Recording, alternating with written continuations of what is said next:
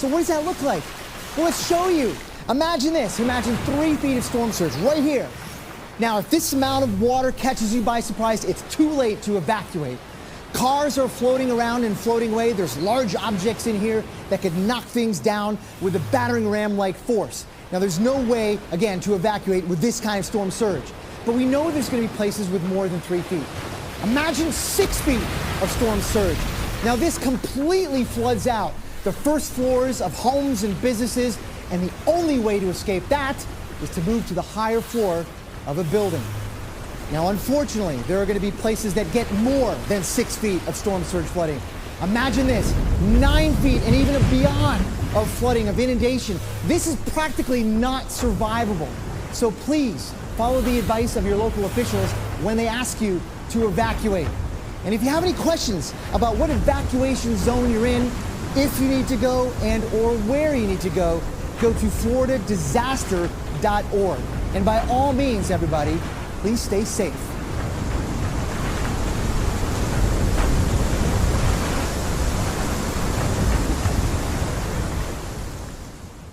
Tonight is the mayor of Tampa, Florida, Jane Castor. Mayor Castor, it's great to have you here. I know you have a lot going on. What is your number one message to Tampa residents tonight? The number one message, as it has been for several days now, is that you need to prepare, do whatever you need to do, and then get out of the evacuation zones, which now are evacuation zone A and B. And as we all have heard so many times now, you hide from the wind and run from the water. And we are talking about right now the possibility of a direct hit with 10 to 12 foot tidal surge.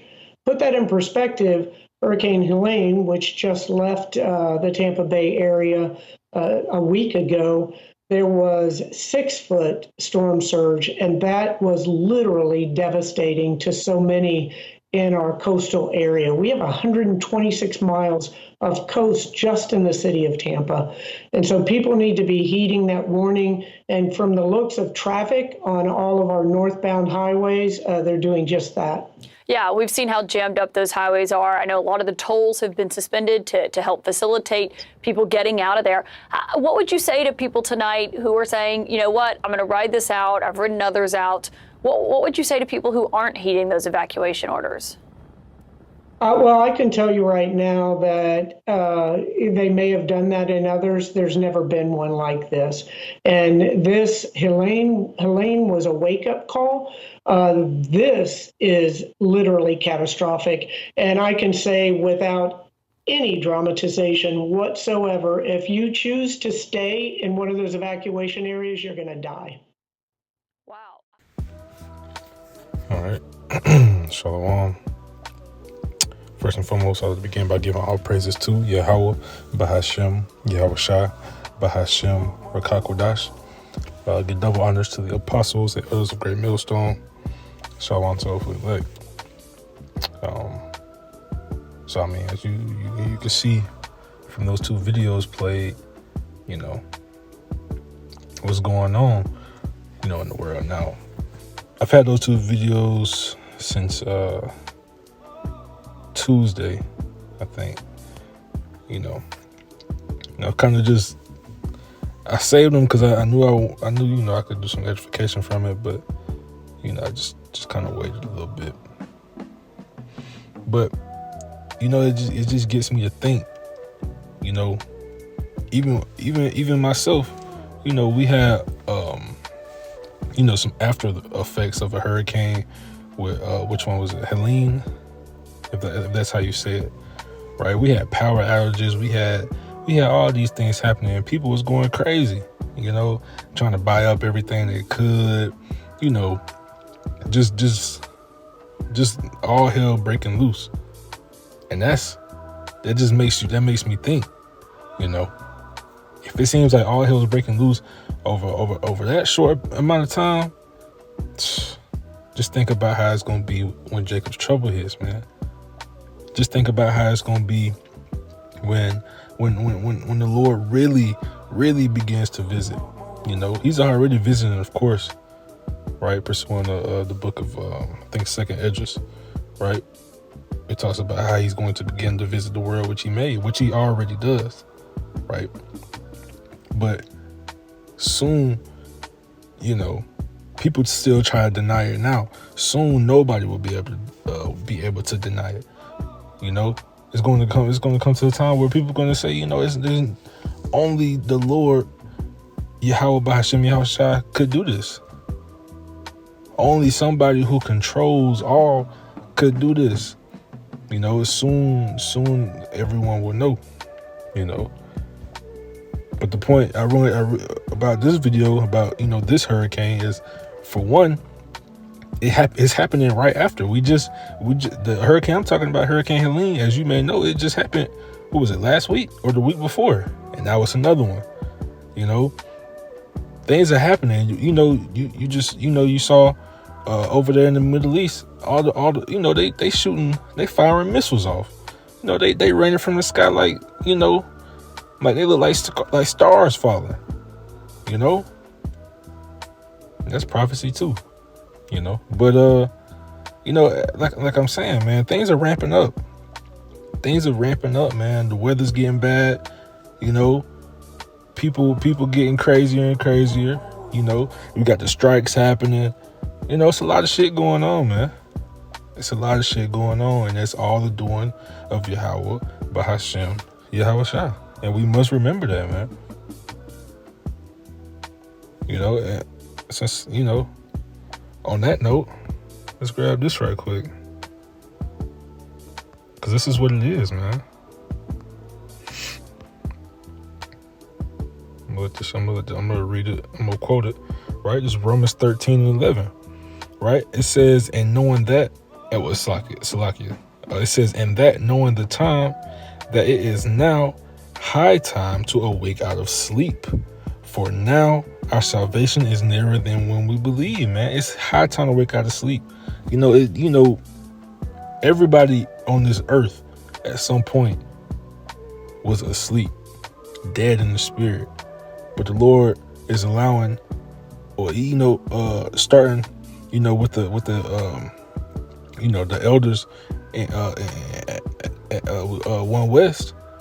He allowed us to begin to wake up, and now it's happening more and more, right? But like the scriptures say, it's high time to wake out of sleep, man. You got to stay up. Ain't no going to sleep, man. You fall back asleep, the Lord. That's when the Lord comes into you as a thief in the night, right? That's like that man who didn't watch, right? He's gonna come into you as a thief, because what does the scripture say, man? If he did know, then what? He'd have been sitting there ready for him, man. But he didn't know. So that's how we must be, man. We must be sitting right there waiting for Yahushua to come to come knock at the door. We must be sitting there waiting, right? But the point of this video is to get back to what's going on in the world, man, and to understand this is all the doing of Yahweh Bashem Yahushua, and so that we must shake right, as a worldly saying would be, right? And to further prove that these hurricanes and things of this nature, specifically because this is what's going on, is Yahweh Bashem Yahushua. We're gonna read this, Jeremiah 5:22, right? It says, fear ye not me, saith the Lord. Will ye not tremble at my presence, which have placed the sand for the bound of the sea by a perpetual decree? Salakia, the Lord Yahweh Bashem Yahushua, he put the sand in between the oceans and the land, man. He's the one that is separating it, which means what? He's the one that can, who can close that gap at any point in time, man. At any point in time, at the blink of an eye. This is Yahweh Bashem Yahushua we talking about. This is the Lord. This is the Most High Power. This isn't, we're not talking about these false idols, these false powers, these false people who claim to have these abilities. No, we're talking about Yahweh Bahashem Yahushua. He's not playing, man. He's showing you. The times are coming, and like the scriptures read, man, in Romans, it is high time to wake out of sleep. I want to read this. This is Amos 3:6, right? just to further prove the point, right? There's not too many scriptures. It's not a deep breakdown I'm giving right now. It's just a reminder, man. Amos 3:6, it says, shall a trumpet be blown in the city, and the people not be afraid? Shall there be evil in the city, and the Lord hath not done it? It's impossible. The Lord controls all, man. Nobody does anything that the Lord does not allow or sanction or cause to happen. You know? Did the scriptures not say man's goings are of the Lord? How then can a man understand his own way? Every way a man moves comes through the Lord, man. They sent the missiles, right? They sent the missiles over there in the east. They sent those missiles, but who do you think put the spirit on them men to make that decision? Yahweh, Bahashem, Yahweh Shai, man, is no other. Now, of course, I mean, if you want to get technical with it, for you Christians, but that's Satan. That's Satan doing all the evil. Okay, well, guess what? Satan reports to Yahweh. He reports to the Lord. And if you don't believe that, go read the book of Job. Satan can't do anything without the Lord's, without the Lord's, what's the word I'm looking for? Approval. He works for the Lord. He just works on what? The left-hand side. He controls the right and the left. He doesn't deal in the false balance. Right? This is just a scripture that I think about, often. So I'm just gonna read this and we'll get out of here, man. Because like I said, it's not a real deep breakdown. It's just a quick punch, a quick reminder, something to jab your nose, make it bleed, man. To get your mind right, man. So this is Deuteronomy chapter 32 and verse 39, man. It says, see now that I am he, and there is no God with me, right? And it's a lowercase God. So what does that really mean? Power. There's no power with the Lord. The Lord is the ultimate power. There's no other power controlling things around here. He said, I kill and I make alive. I wound and I heal. Neither is there any that can deliver out of my hand. He does all these things, man. It's another scripture that says basically the exact same thing. I think it's Isaiah 45. It might be if I'm not mistaken. I think it's Isaiah 45 and 7. Let's go find out. See if I'm right.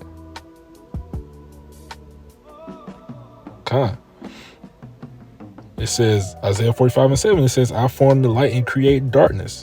I make peace and create evil.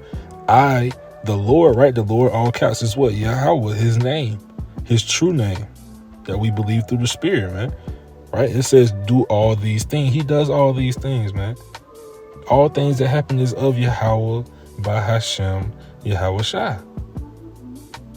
Which means what? The Father in the name of the Son. You can't get to the Father without the Son, so that's why you must say it in that, in that way.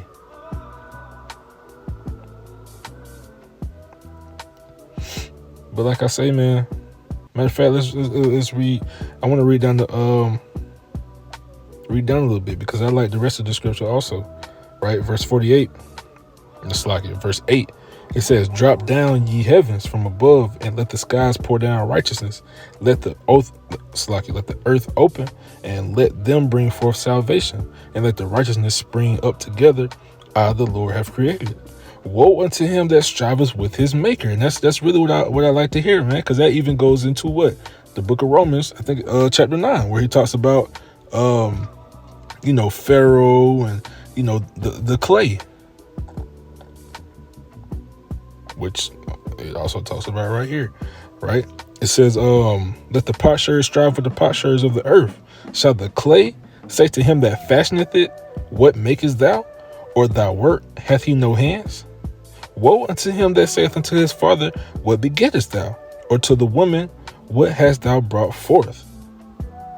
Thus saith the Lord, the Holy One of Israel, and his Maker, Ask me of things to come concerning my sons, and concerning the work of my hands command ye. Command ye me. And we can keep reading. I mean, if you so please. But the point has been made, right? How you're the clay. He made you. So how are you gonna question the Lord?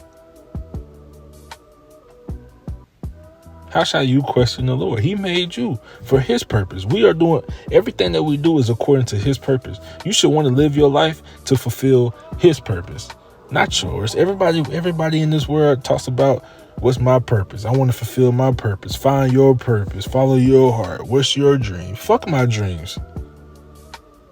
If my dreams don't got nothing to do with doing the work of the Lord, Yahweh Shem Yahushua, and fulfilling his will and pleasing him, then my dreams are vain. They mean nothing. They're pointless. Pointless. I don't care how long you've been on this earth, and you just trying to find fuck your way. You got to figure out, what can I do to try to please the Lord Yahweh Shem Yahushua. Now, for you simple-minded, that of course that don't mean, I just need to stop working and don't have a job and just sit on the street and just read about. No, don't be dumb. Don't be a sluggard. You still got to do work. But guess what? You don't got to stress about it, because the Lord is going to give you that daily bread. The Lord is going to provide for you. You just can't be lazy. A man needs to have a job. The elders constantly, they told us that plenty of times before. A man must have a job. You must work. You can't be a leech, as they say. But I'm starting to get away from the point. So, just getting back to it. Fear you not me, man. That's what the Lord is saying, man. How can you not fear him? All this shit, all this stuff going on in this world, man. You can't see who doing it. Shame on you. Woe unto you, man. But Lord willing, that was edifying, man. Remember, this is the Lord, man. Salakia. This is the Lord. He's not to be played with, man. So we'll end this by giving all praises to Yahweh, Bahashem, Yahweh Shah, Bahashem, Rakah Kodash. Double honors to the apostles and elders of Great Millstone. Shalom to hopefully.